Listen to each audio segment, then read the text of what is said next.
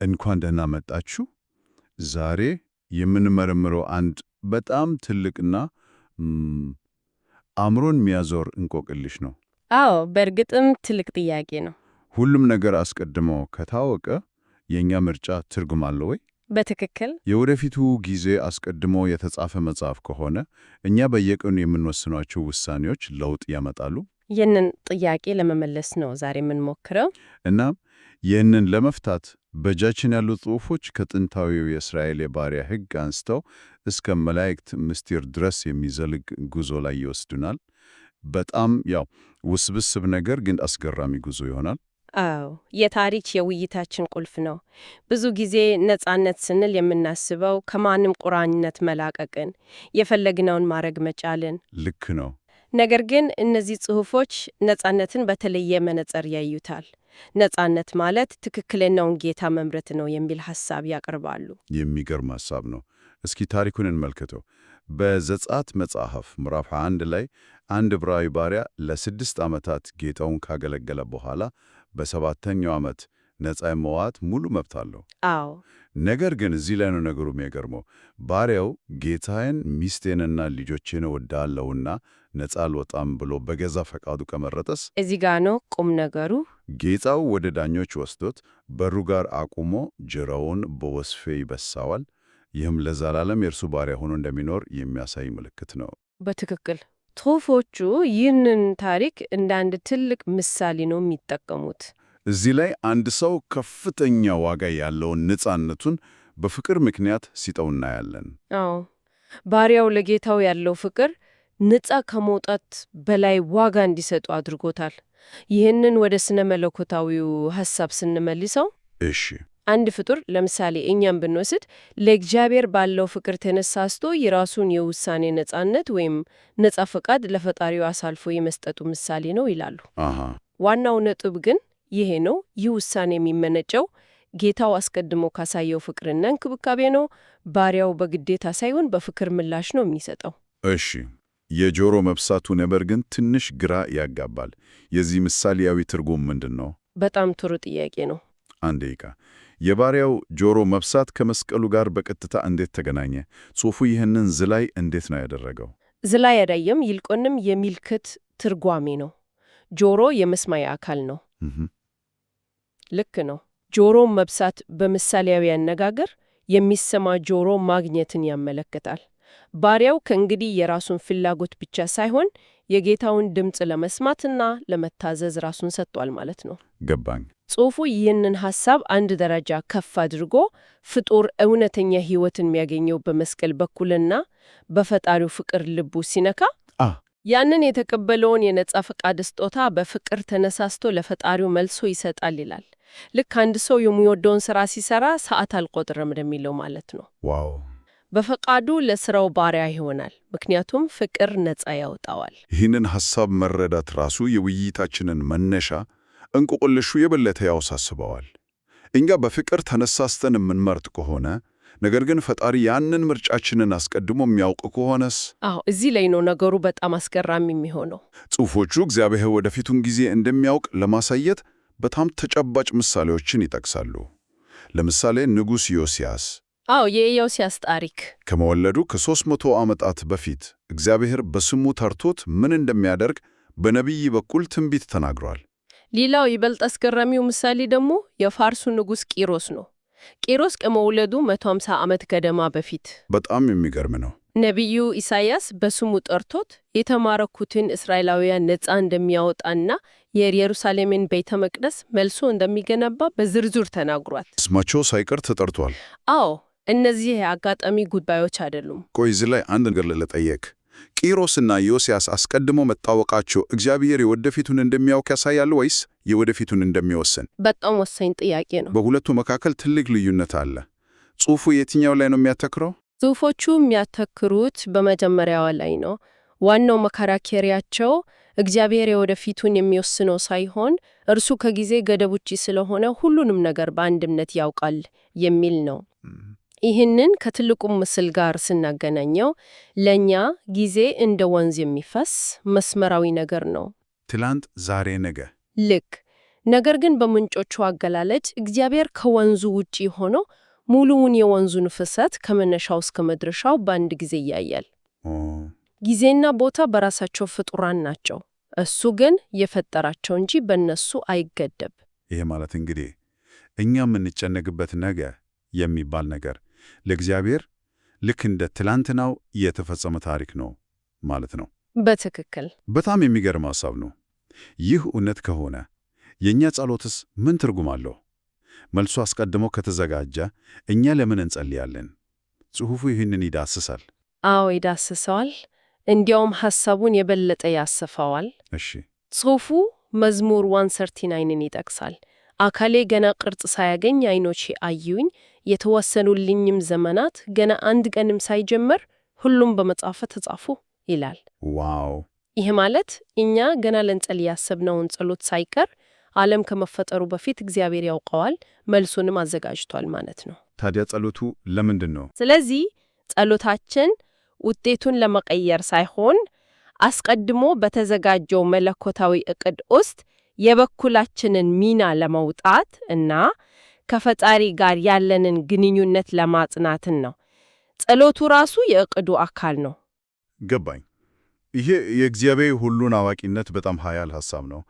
ነገር ግን እኛ የሰው ልጆች ብቻ ነን ወይ በጊዜ የተገደብ ነው? ለምሳሌ እንደ መላእክት ያሉ ከእኛ የላቁ ፍጡራንት፣ አዎ፣ እነሱ የወደፊቱን ማየት ይችላሉ። ጽሑፉ ስለዚህ ምን ይላል? ይህ ወደ ሌላ አስገራሚ የውይይቱ ምዕራፍ ይወስደናል። ጽሑፎቹ እንደሚሉት መላእክቱም ቢሆኑ ምንም እንኳን ከሰው ልጆች የላቀ ኃይልና ዕውቀት ቢኖራቸውም እሺ፣ ፍጡራን በመሆናቸው በጊዜ እና በቦታ የተገደቡ ናቸው። የሚገርም ነው። እነሱም ጊዜን እንደኛ በቅደም ተከተል ነው የሚለማመዱት። ያለፈውንና የወደፊቱን በአንድነት ማወቅ አይችሉም። ለምን? ምክንያቱ ምንድን ነው? ሁሉን ማወቃቸው የተሻለ አያደርጋቸውም ነበር? ምክንያቱ በቀጥታ ከመጀመሪያውን ቆቆሊሻችን ጋር የተያያዘ ነው፣ ከነጻ ፈቃድ ጋር። በቀላል አማርኛ ሁሉንም መልስ መታከም ሆነ ፈተና መውሰድ ትርጉም የለውም። ምርጫ ትርጉም የሚኖረው ውጤቱን ሳታውቅ ስትወስን ነው። እውነት ነው። ጽሑፎቹ እንደሚሉት መላእክት ሁሉን አዋቂ ቢሆኑ ኖሮ ምርጫ ማድረግ ስለማይችሉ ነጻ ፈቃድ ሊኖራቸው አይችሉም ነበር። የማንኛውንም ውሳኔ ውጤት አስቀድሞ የሚያውቁ ከሆነ መምረጥ የሚለው ቃል ትርጉሙን ያጣ። ስለዚህ እነሱም ምርጫ እንዲኖራቸው ከተፈለገ ሁሉን አዋቂ መሆን አይችሉም ማለት ነው። በትክክል። እንዲያውም ጽሑፎቹ ኤፌሶን 3:10ን በመጥቀስ መላእክት የእግዚአብሔርን ጥበብ በሰው ልጆች ታሪክና በቤተ ክርስቲያን በኩል ቀስ በቀስ እየተማሩ እንደሚሄዱ ይገልጻሉ። ተመልካቾችና ተማሪዎች ናቸው ማለት ነው። አዎ፣ ልክ እንደዛ። እንግዲህ መላእክትም እንኳን የወደፊቱን የማያውቁ ከሆነ ይህ ውይይቱን ወደ አንድ በጣም አከራካሪ ወደሆነ ስነ መለኮታዊ ነጥብ ያመጣ ነው። አዎ፣ በማቴዎስ 24:46 ላይ ኢየሱስ ራሱ ስለዚያች ቀንና ስለዚያች ሰዓት ግን ከአባት ብቻ በቀር የሰማይ መላእክትም ቢሆን ወልድም ቢሆን ያውቅ የለም ይላል። በጣም አከራካሪ ጥቅስ ነው። ይህ ጥቅስ ብዙዎችን ግራ ያጋባል። ጽሑፉ እንደሚለው ከትንሣኤ በኋላ በዙፋኑ ላይ የተቀመጠው ወልድ አሁንም የዳግም ምጽአቱን ቀን አያውቅም ማለት ነው።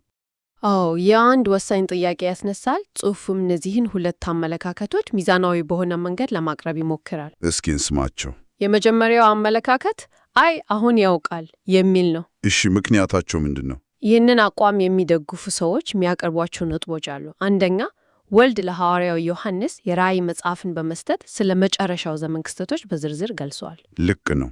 ሁለተኛ፣ ገብርኤል የተባለው መልአክ እንኳን ስለ ሰዋ ሱባኤው አውቆ ለነቢዩ ዳንኤል ነግሮታል። ጊዜውን የወሰነው ወልድ ራሱ እንዴት አያውቅም የሚል ጥያቄ ያነሳሉ። አሳማኝ ነው። ከሁሉም በላይ ከትንሣኤ በኋላ በሰማይና በምድር ላይ ስልጣን ሁሉ የተሰጠውና ጊዜንና ቦታን የሚገዛ አካል መቼ ወደ ምድር እንደሚመለስ አለማወቁ ምክንያታዊ አይደለም ይላሉ። በጣም አሳማኝ ይመስላል። ታዲያ ሁለተኛው አመለካከት ምንድን ነው? አሁንም አያውቅም የሚለው ወገን ምን መከራከሪያ ያቀርባል? ሁለተኛው አመለካከት ነገሩን ከተለየ አቅጣጫ ነው የሚያየው። እነሱ እንደሚሉት ወልድ የትንሣኤ አካልን ለብሶ ቢነሳም አሁንም በፍቃዱ የሰው ልጅን ተፈጥሮ ይዞ ነው ያለው። እንደ ሁለተኛው መለኮታዊ አካል ሁሉን ሊያውቅ ቢችልም ራሱን ዝቅ አድርጎ የፍጥሩን ቦታ በያዘበት ሁኔታ አብ የገለጠለትን ብቻ ለማወቅ መርጧል። ያንን በምሳሌ ብታብራሪልኝ። በእርግጥ አንድ የኮምፒውተር ፕሮግራም ፈጣሪ ሁሉንም የፕሮግራሙን ምስጢርና ኮዶች ያውቃል። ነገር ግን ያንን ፕሮግራም ተጠቅሞ አንድ ጨዋታ ሲጫወት እንደ ተራ ተጫዋች ሕጉን አክብሮ ነው የሚጫወተው። ገባኝ። በዚያ ቅጽበት ማጭበርበር አይችልም። ሁለተኛው አመለካከት ወልድን በዚህ መልክ ነው የሚያየው። ሁሉን ያውቆ በሰው ተፈጥሮ ራሱን ገድዋል ይላል። ለምን? ይህንንም ያደረገው እኛ ፍጡራን ሁሉን በማናውቅበት ሁኔታ ትእዛዝን እንድንጠብቅ ምሳሌ ለመሆን ነው ይላሉ። እሺ፣ ይህ በጣም ጥልቅ ክርክር ነው። ግን ይህ ክርክር ለአንድ ተራ አማኝ ዛሬ ምን ጠቀሜታ አለው? ቀኑን ወልድ ያውቀዋል አያውቀውም የሚለው ነገር በእኔ ሕይወት ላይ ምን ለውጥ ያመጣል? ጽሑፎቹ በመጨረሻ የሚያተኩሩት እዚያ ላይ ነው። ክርክሩ የአእምሮ ልምምድ ሆኖ እንዳይቀር ዋናው ቁም ነገር ምንድን ነው ይላሉ። እና መልሳቸው ምንድን ነው? እናም መልሳቸው ይሄ ነው። ወልድ ትክክለኛውን ቀንና ሰዓት ያውቅም አያውቅም ዋናው ጉዳይ አይደለም። ዋናው ነገር ዳግም ምጽአቱ ከመሆኑ በፊት ሊፈጸሙ የሚገባቸውን ክስተቶች በቅደም ተከተል በግልጽ መግለጹ ነው። ሁሉም ነገር በዛው መሰረት እንደሚፈጸም ማወቁ በቂ ነው። ስለዚህ የእኛ ትኩረት መሆን ያለበት ቀኑን በማወቅ ላይ ሳይሆን የተነገሩትን ምልክቶችና ክስተቶች በመረዳትና በመዘጋጀት ላይ ነው የሚል መደምደሚያ ላይ ደርሳሉ። በጣም ግልጽ ነው። እንግዲያው የዛሬውን ጥልቅ ውይይት ስናጠቃልል ከመጀመሪያው እንቆቅላሻችን ተነስተን ረጅም መንገድ ተጉዘናል። በእርግጥ በመጀመሪያ እውነተኛ ነጻነት በፍቅር ላይ በተመሰረተ መታዘዝ ውስጥ እንዴት እንደሚገለጽ ከዕብራዊው ባሪያ ምሳሌ ተመልክተናል። አዎ። ከዚያም እግዚአብሔር ከጊዜና ከቦታ ገደብ በላይ ሆኖ ያለፈውን ያሁንንና የወደፊቱን በአንድነት እንደሚያውቅ፣ ይህም የእኛን ምርጫ እንደማያጠፋው ተመልክተናል። ልክ ነው። በመጨረሻም እንደ መላእክት ያሉ ታላላቅ ፍጡራንም በጊዜና በእውቀት የተገደቡ መሆናቸውና ይህም ለነጻ ፈቃዳቸው አስፈላጊ መሆኑን ተረድተናል። በትክክል። ውይይቱ በሙሉም ያጠነጠነው በአንድ ትልቅ ሐሳብ ዙሪያ ነው። በእግዚአብሔር ሁሉን አዋቂነትና በፍጡራን የውሳኔ ነጻነት መካከል ያለውን ሚዛን መረዳት እና ሁለቱም እውነት ናቸው። ጽሑፎቹ እንደሚያሳዩት ሁለቱም እውነታዎች ጎን ለጎን ይሄዳሉ። ምንም እንኳን የእኛው ውስን አእምሮ ሁለቱንም በአንድነት ለማስታረቅ ቢቸገር። ይህ ውይይት አንድ የመጨረሻ ጥልቅ ጥያቄ እንድናነሳ ያደርገናል። ጽሑፉ እንደሚጠቆመው ምርጫዎቻችን አስቀድመው ከታወቁ፣ ነገር ግን እነዚያን ምርጫዎች ማድረግ እጅግ አስፈላጊ ከሆነ አስቀድሞ በተጻፈው እውነታ ውስጥ ሆኖ ትርጉም ያለው ነጻ ፈቃድ መኖር ማለት ምን ማለት ነው? በጣም ጥሩ ጥያቄ ነው። ምናልባትም ትርጉሙ ያለው በውጤቱ ላይ ሳይሆን በምርጫው ሂደት ውስጥ በምናሳየው ፍቅርና መታመን ላይ ይሆን? ይህ ለአድማጭ የምንተው ሐሳብ ነው።